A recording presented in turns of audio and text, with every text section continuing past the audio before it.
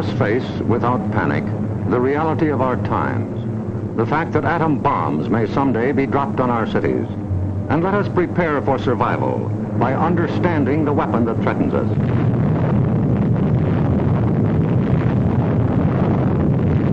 An atom bomb destroys or injures in three ways: by blast, heat, and radioactivity.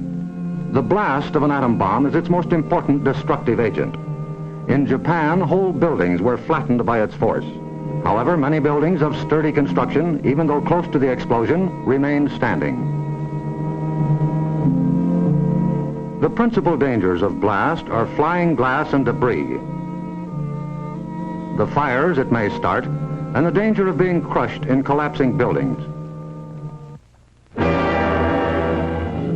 The atom bomb destroys by heat. People caught in the open as far as 2 miles away suffered flash burns. Yet, protection could have been easily achieved.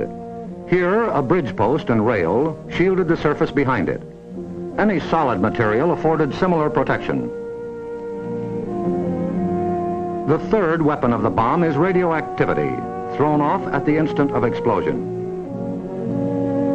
However, the majority of people exposed to radiation recovered completely, including a large percentage of those who suffered serious radiation sickness. Today, they lead normal lives. They bear children. Their children are normal. These, then, are the weapons of the atom bomb that we must protect against: blast, heat, and radioactivity. Our cities are prime targets for atomic attack, but mass evacuation would be disastrous. An enemy would like nothing better than to have us leave our cities empty and unproductive. If an emergency should come, our factories will be battle stations. Production must go on if we are to win.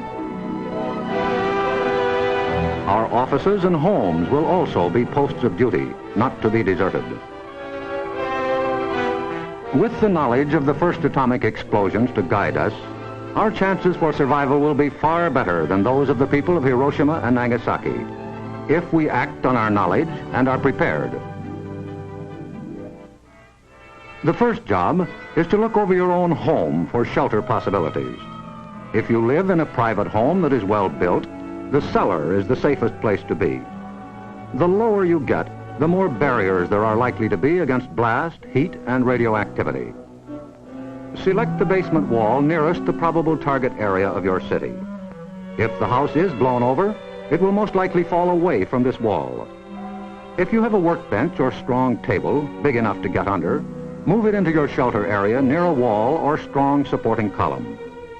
If the time comes when you actually have to take shelter, lie under the table.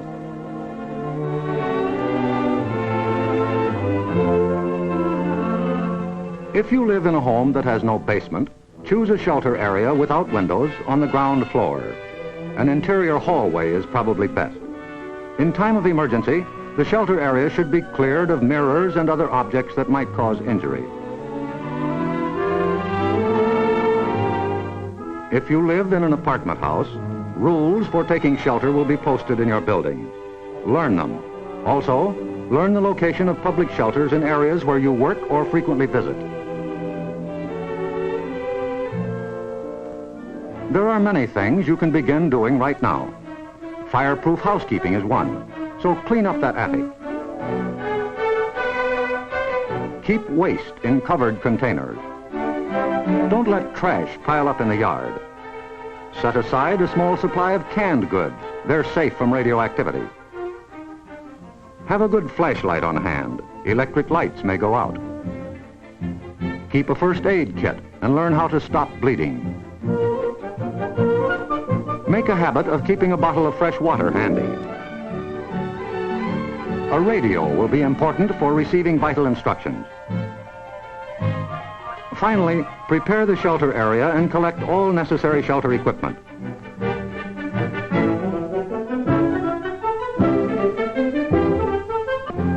In case of an actual raid or test drill, the alert will be a warbling siren blast, lasting 3 minutes.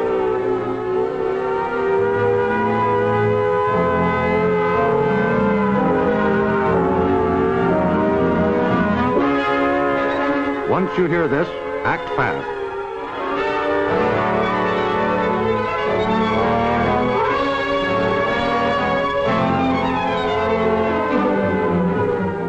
down the shades or blinds and close the drapes against flying glass.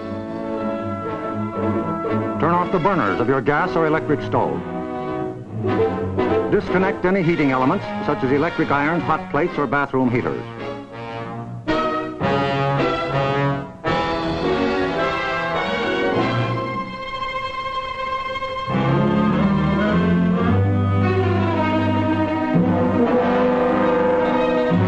Close all outside doors, but leave them unlocked.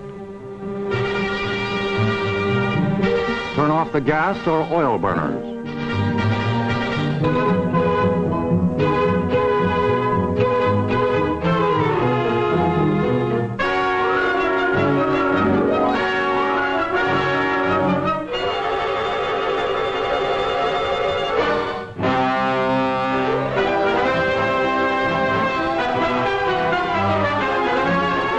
Taking shelter may be a race against time, even when you have some advance warning.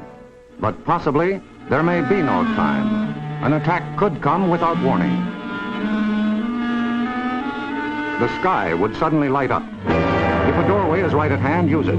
If the nearest shelter is more than a couple of steps away, fall to the ground immediately.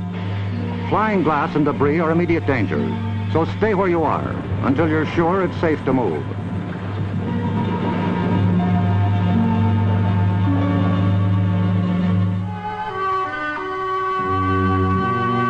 If you are at home when a surprise attack occurs, crawl beneath a table if it is very near, or drop to the floor with your back to the window.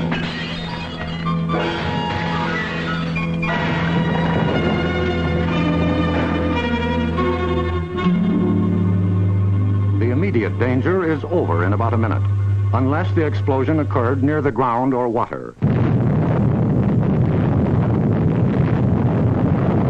In this case, radioactive materials are trapped in the particles of dirt or water thrown up by the explosion. When these particles fall back to Earth, they may be dangerous. So get indoors immediately after a ground-level explosion. Cover broken windows against radioactive dust with blankets or cardboard. Civil Defense radiological teams, equipped with radiation survey meters, will check on contamination in any bombed area. Stay under cover until you hear officially that it is safe outside. If you have been exposed to radioactive dust, wash the exposed areas. Pay particular attention to your hair. Get all the dirt from under your fingernails. If the people of Hiroshima and Nagasaki had known what we know about civil defense, thousands of lives would have been saved. Yes, the knowledge is ours, and preparation can mean survival for you. So act now. Someday your life may depend on it.